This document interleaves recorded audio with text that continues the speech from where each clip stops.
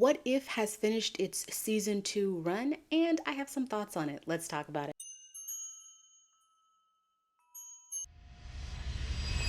Hi, my name is Diamond, aka Lady Leo. I am a lover of all things nail polish, movies, TV shows, all sorts of things. My hope is that you come to my channel, find something that you love, and hit the subscribe button because I would love to have you.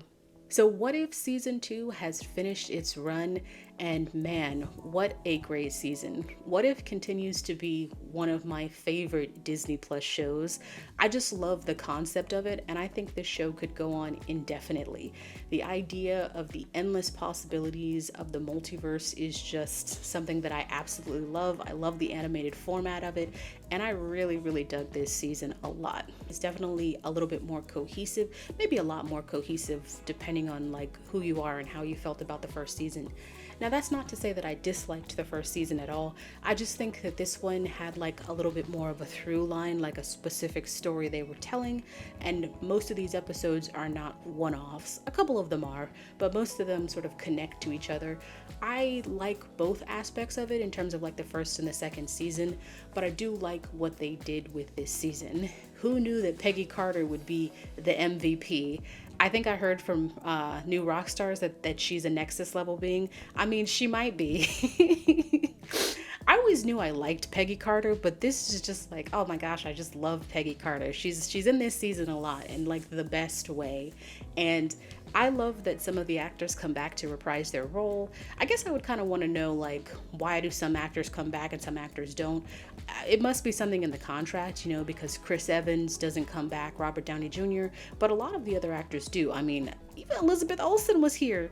When I saw that during the first episode she was featured in, and I was like, oh my God, Elizabeth Olsen's back? The Scarlet Witch? Wait, and where? At the end of that, and she didn't even come through to the end of that episode. I kept waiting. I was like, I saw Elizabeth Olsen in the credit. I know she's in this episode. Where is she? So Elizabeth Olsen comes back as Scarlet Witch, and yeah, she's not dead. I hope we see her still in the MCU because Elizabeth Olsen is the MVP. I love her. She went from me not really caring that much about the Scarlet Witch character to being one of my favorite characters of the MCU. So I would be devastated if she was like dead, you know what I mean? But I guess we'll find out. Sorry, I'm off topic. Let me get back to What If. I also love that the show decided to bring in like a completely new original character. I believe it's pronounced Kahorti. So I loved Kahorti's episode. I loved like the kind of tying into maybe like a real world. I mean, not what happened in the real world, but like if this had happened in the real world and, you know, the Native Americans had been able to defend against the invaders, settlers, what's the word I'm looking for? Colonists. Sorry, the colonists. But I really loved Kohorti's episode, and I loved that it was in the Mohawk language.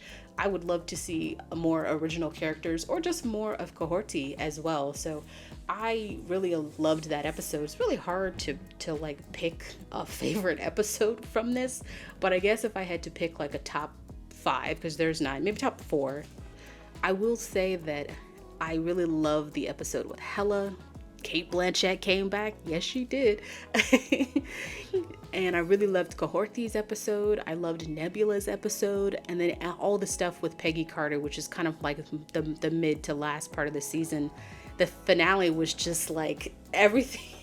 It's like being able to pick up everything in a video game, if that makes sense. It's just like everybody dropping off there's stuff so you could pick it up. I am super excited to see what happens in season 3, and I saw that Disney dropped. I don't know if they leaked it or they dropped it, but it was a clip of an episode from season 3. I was like, oh wow, y'all are working on season 3 already? Okay.